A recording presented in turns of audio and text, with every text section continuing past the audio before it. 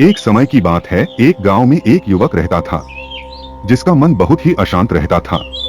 वह हमेशा तनाव में रहता। वह अपने मन को शांत करना चाहता था, लेकिन उसे कोई भी उपाय नजर नहीं आ रहे थे।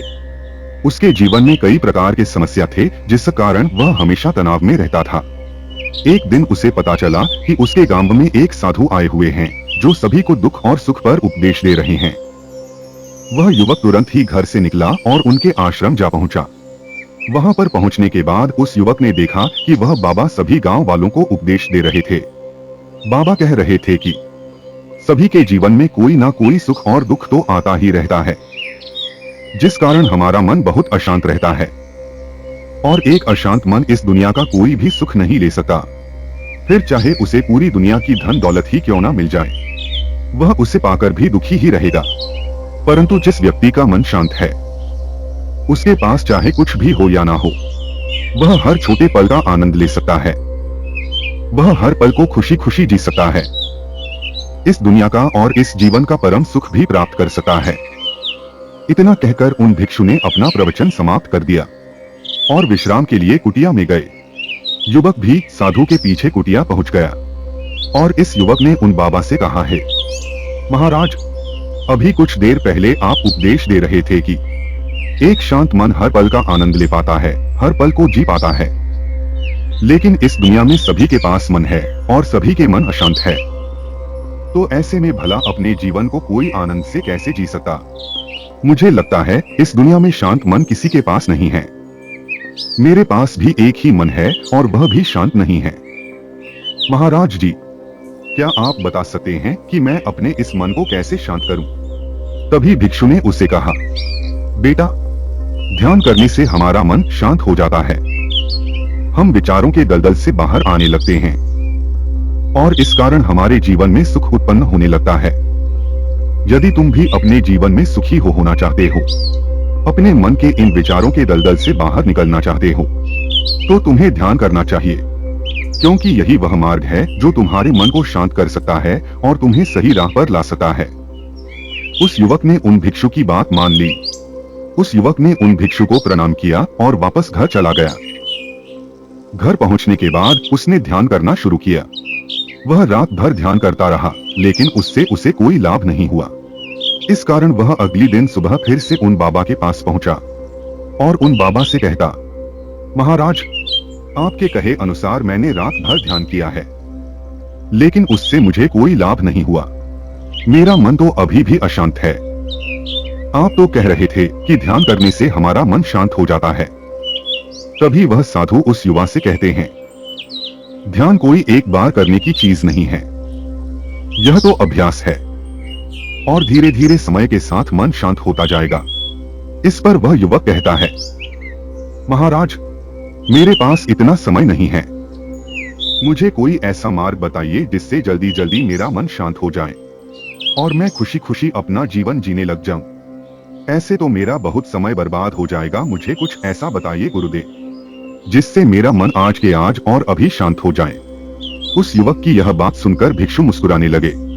उन्होंने उस युवक से कहा, बेटा, मेरे पास तुम्हारे लिए कुछ ऐसा है जिससे तुम्हारा मन अभी के अभी शांत हो जाएगा। इतना कहकर वह बाबा अपने कुटिया में गए और अंदर से एक मटका लेकर आए और उस युवक को देके कहने लगे, जाओ और पास की बह रही उस नदी से इस घड़े में पानी भर कर लाओ। उन भिक्षु के इतना कहने के बाद उस युवक ने वह घड़ा हाथ में ले लिया और नदी की तरफ जाने लगा। सके बाद मन ही मन सोच रहा था, लगता है यह बाबा पागल है, इन्हें कुछ नहीं पता। भला यह घड़ा मेरे जीवन में शांति कैसे ला सकता है, यह मेरे मन को शांत कैसे कर सकता है। लेकिन उसके पास और कोई रास्ता नहीं था, जिस कारण उसने घड़ा लिया और पास वाली नदी के पास पहुंच गया। उसने उस नदी में से उस घड़े में पानी भरना शुरू किया, लेकिन जैसे ही उस व्यक्ति ने उस घड़े को नदी से बाहर निकाला, तो उस युवक ने देखा कि उस घड़े के चारों ओर छोटे छोटे छेद हैं, जिससे पानी तेजी से बाहर की ओर निकल रहा था। उसने लगातार कई बार प्रयास किए, लेकिन काफी बार कोशिश करने के बाद भी वह उस घड़े को पूरा नहीं भर पाया और हार कर उन भिक्षु के पास वापस लौटा और क्रोधित होकर कहता है, गुरुवर, आपने यह कैसा मटका दिया है, इसके चारों तरफ तो छेद है। भला इसमें पानी कैसे भर कर सकता हूँ? जब भी मैं पानी भरता हूँ इस घड़े के छेद से सारे पानी बाहर निकल जाते हैं। इस घड़े को मैं पूरा नहीं भर सकता। तभी वह भिक्षु उस युवक को शांत करते हुए कहते हैं, बेटा शांत हो जाओ, तुम्हें तुम्हारे प्रश्न का जवाब ही तो दे रहा हूँ। और यदि तुम क्रोधित अवस्था में इस जवाब को सुनोगे तो इसे समझना तुम्हारे लिए मुश्किल हो जाएगा। इसलिए शांत हो जाओ और मेरी बात समझने का प्रयास करो। यह जो मटका मैंने तुम्हें दिया है इसे अपना मन समझो। और मन केवल दो ही प्रकार से शांत हो सकता है। पहला यह कि तुम उसे लबालब पूरा भर दो और उसमें कुछ भी और आने जाने की जगह ना दो।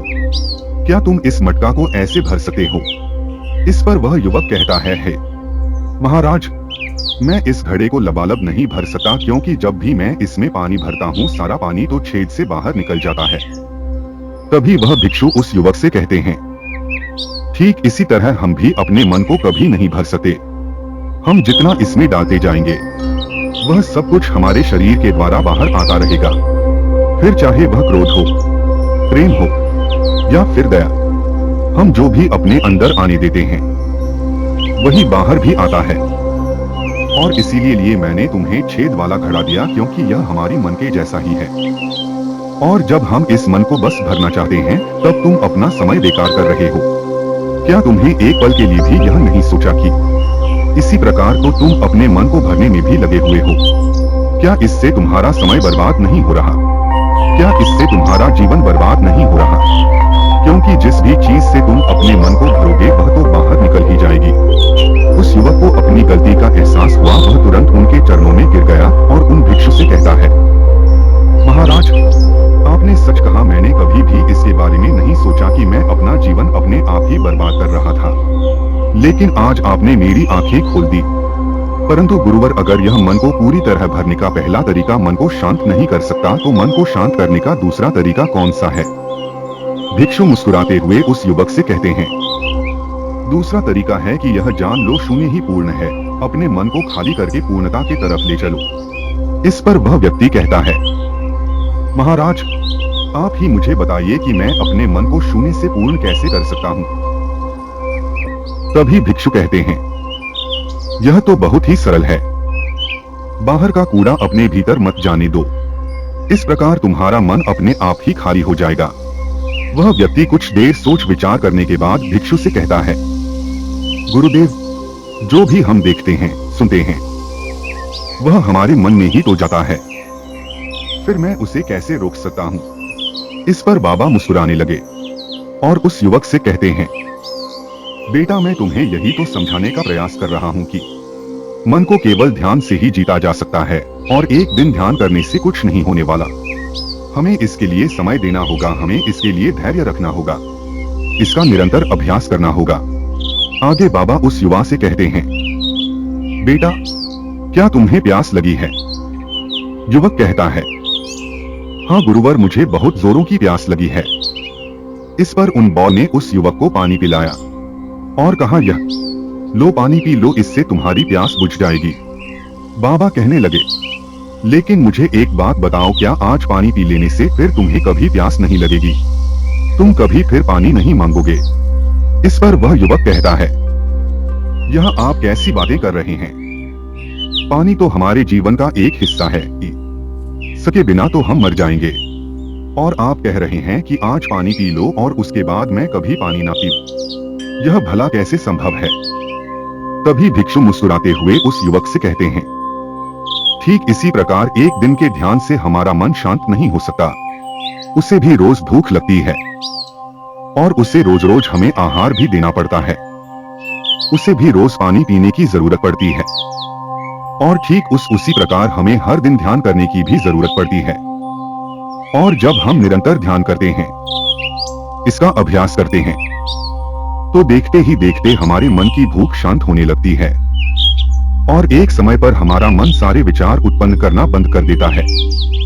तब वह बाहर से कुछ भी ग्रहण नहीं करता और जो कोई भी विचार हमारे भीतर है वह सारे विचार देखते ही देखते समाप्त हो जाते हैं और इसी प्रकार धीरे धीरे हमारा मन शांत होने लगता है।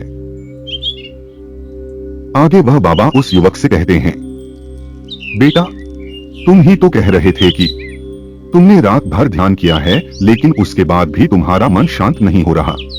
तुम चाहो तो 1 घंटे के लिए ध्यान कर सकते हो, चाहो तो पूरा दिन भर तुम ध्यान करो, लेकिन इसका लाभ भी तुम्हें उतना ही मिलेगा। अर्थात मान लो तुम 1 दिन के लिए ध्यान करते हो, तो इससे तुम्हारे मन को भी शांति केवल कुछ समय के लिए ही मिलेगी, किंतु जैसे ही उसे फिर से भूख लगेगी, वह फिर से अशांत हो जाएगा और फिर से यहाँ वहाँ भागने लगेगा, और वह अपने विचारों की तलाश में आगे बढ़ेगा, क्योंकि उसे भी तो भूख लगी है।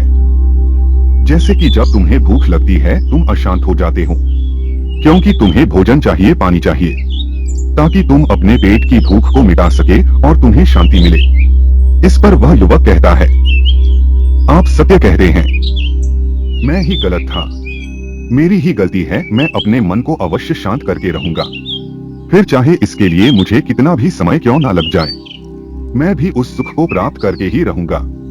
मैं इस खाली घड़े में पानी भरकर अपने जीवन को बर्बाद नहीं करना चाहता, मैं अपने मन को शांत करके ही रहूंगा, मैं अपने मन को पूरी तरह से पूर्ण कर दूंगा।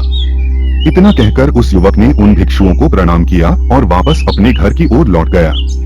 हम लोगों के जीवन में भी कई प्रकार की समस्याएं हैं और हम उन समस्याओं का समाधान करना चाहते हैं, और अंत में हमें जो मार्ग मिलता है वह ध्यान है। हम ध्यान तो करना चाहते हैं, लेकिन हम उसके परिणाम को तुरंत पाना चाहते हैं। जब हम शुरू में ध्यान करते हैं तो हमें उसका कुछ भी लाभ नहीं मिलता और हमें लगता है कि यह व्यर्थ है, इससे हमें कोई भी फायदा नहीं होने वाला, क्योंकि हमें तो सब कुछ जल्दी जल्दी चाहिए। लेकिन वास्तविकता तो यही है कि ध्यान सब्र और समय मांगता है, और साथ ही उसे शांति भी चाहिए। परंतु हम इतने अशांत हैं कि हमारे भीतर यह तीनों चीजें नहीं हैं। इसीलिए अपने भीतर धैर्य पैदा करें। जब आपके भीतर धैर्य पैदा होगा तभी आप सब्र, समय और शांति के महत्व को समझ पाएंगे, और फिर आपका समय चाहे कैसा भी क्यों न चल रहा हो, आप हर समय खुश रहना सीख जाएंगे।